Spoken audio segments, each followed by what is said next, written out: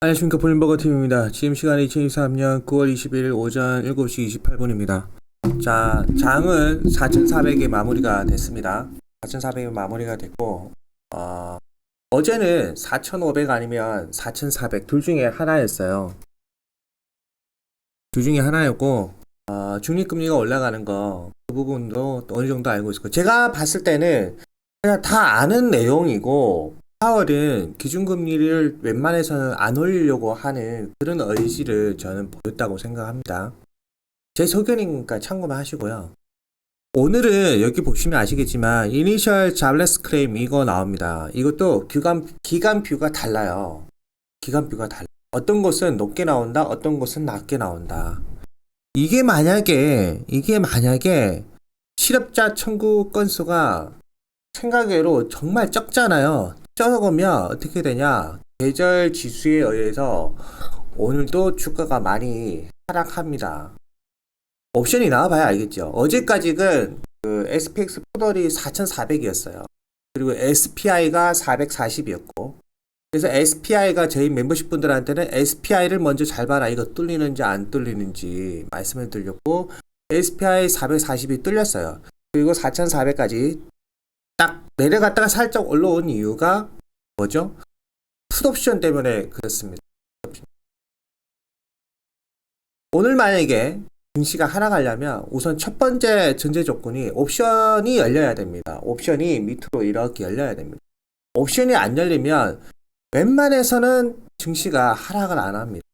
옵션이 열려야 됩니다. 옵션이. 그래서 저는 큰 그림은 대략적으로 알고 있지만 그렇지만 그럼에도 제가 의심을 품고 있는 거는 지금 도이치뱅크에서도 웃기지만 저를 욕하지 마시고 정보를 이거는 누구나 다 알고 있어야 되니까 제가 생각해도 계절 지수로 따지면 9월 말까지 빠르게 4천이 못해도 4천 뭐 200 이 정도까지는 떨어져야 맞거든요.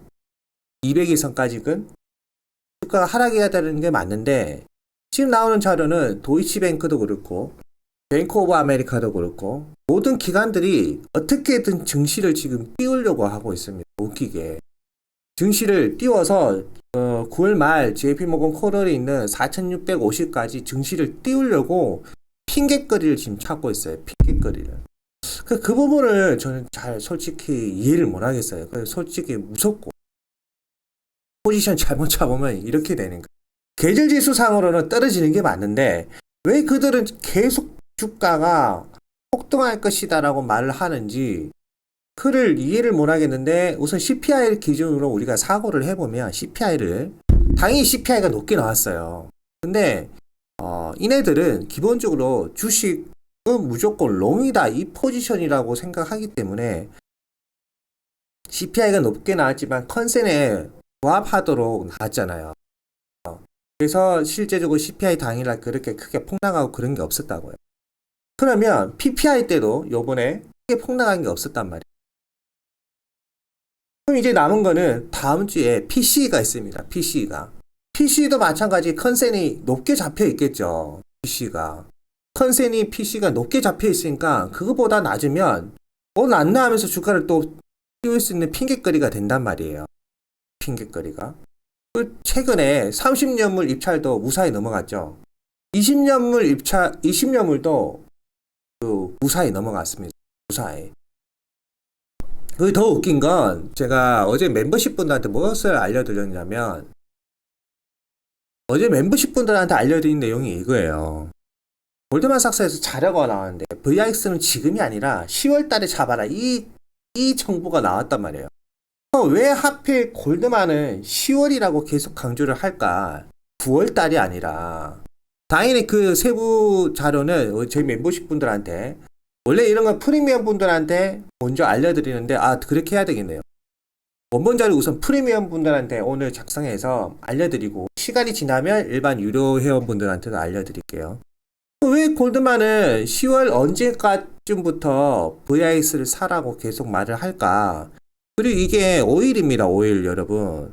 오일이 보면 지금 96까지 올라갔다가 그 다음에 어떻게 되죠? 저항선에 부딪혀서 떨어지고 있어요. 그래서 어제도 떨어진 거예요. 그럼 오늘 또 떨어질 겁니다. 주가가 떨어진다는 거는 채권금리가 떨어지고 채권금리가 떨어지기 때문에 증시가 반등할 수 있는 트리거가 되는 거예요.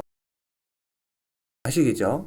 이거 왜 떨어지냐? 차익 실현이죠. 차익 실현. 그래서 제가 엑셀이 함부로 투자하면 안 된다. 함부로. 먹어도 얼마 못 먹는다. 그거를 계속 강조했던 거예요. 당연히 개별 종목에 따라서 원유 관련 쪽은 수익률이 달라지겠지만 엑셀이는 함부로 지금 투자하면 안 된다. 그 전부터 계속 말씀을 드렸잖아요. 그럼 엑셀이는 언제 투자하냐? 당연히 여기 추세선 이하까지 떨어지면 그때 투자를 하면 되겠죠. 이 그림이 나타날 수도 있으니까. 이때 엑셀이 들어가시면 못해도 뭐 더블헤드 치면서 먹겠죠. 근데 여기서 의심스러운 게 하나가 있습니다. 지금 9월 21일이면 원유 입장에서는 12월 달 한겨울에 쓸 원유에 대한 그 선물 시장에서 12월 달에 사용할 그 원유 선물에 대해서 지금 베팅이 끝난 상황이에요. 이제 길어봐야 정말 베팅이 길어봐야 한 9일 정도 남았단 말이에요. 영업일로 따지면 한 7일 영업일 정도 남았죠. 그 사이에 유가가 이렇게 89까지 떨어졌다가 다시 올라도 더블헤드 친다는 이야기가 되거든요. 더블헤드 쳐서 94나 96에 머무를 확률이 높아요. 그럼 더블헤드 안 치고 내려갈 확률도 있고. 그래서 저는 아직까지도 지금 그 전에 저희 멤버십 분들한테는 원유 관련해서 그 원본 자료를 다 알려드렸어요. 왜 그런지. 중국 경제가 여러분 한 방에 쭉 살아나는 게 아니라 톱니바퀴처럼, 그러니까 2025년 최소 한 2년을 틈을 두고 이게 톱니바퀴처럼 이렇게 올라갔다가 평행했다가 꼬라박았다가 평행했다가 올라갔다가 내려갔다 이렇게 돼요.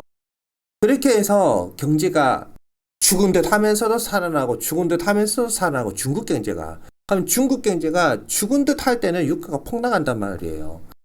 그렇게 해서 이 원유에 대해서 장기간 2024년, 25년 뭐 이렇게 장기간 투자하는 거는 별 상관이 없다라고 저는 생각하지만 단기간을 보고 지금 원유 투자하는 거는 계속 제가 말씀을 드렸지만 아니다라고 말씀을 드린 거예요. 아시겠죠? 계절적인 것도 생각을 하셔야 됩니다. 원유란 게 그런 거예요.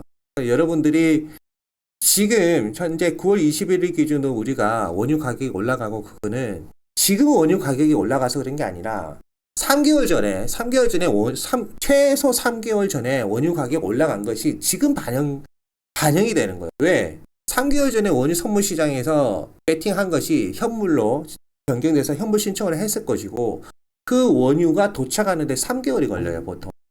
그럼 그 3개월 물이 이제 우리나라에 영향을 미치는 거고. 이해가 되시죠? 그래서 저는 원유 투자는 저는 보수적으로 하는 것이 맞다라고 생각합니다. 오히려 원유가 상승해서 주가가 하락한다 생각하면 숏 투자하는 게 낫지. 당연히 숏 투자도 무서운 자료. 그래서 결론은 뭐냐?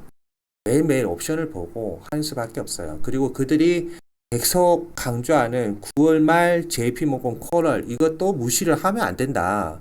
저도 숏이 맞다고 생각하지만 이것도 무시를 하면 안 된다. 갑자기 언제 상황이 변동이 될지 아무도 모른다 이거는. 아무도.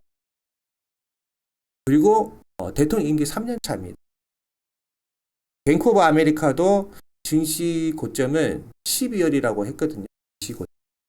지금 그러니까 7월인가? 그때 증시가 고점이었죠. 그리고 나서 큰 그림을 내려오고 있잖아요.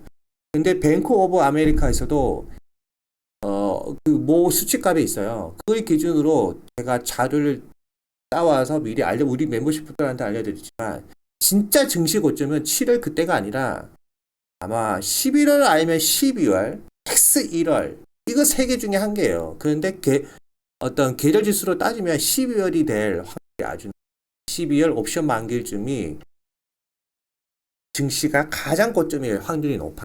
그 말은 뭐냐? 지금 9월 달에 떨어져도 그렇게 크게 우리가 알고 있었던 그런 개념은 크게 폭락을 안 할 확률이 높다. 이것도 생각을 해야 된다는 거예요. 더구나 파월은 기준금리를 올리기 싫어해요. 최근에 유동성 엄청나게 막 풀어버리는 거 보세요. 이렇게 10분 동안 제가 주저리 했고요. 그래도 도움이 되셨을 거라고 생각합니다.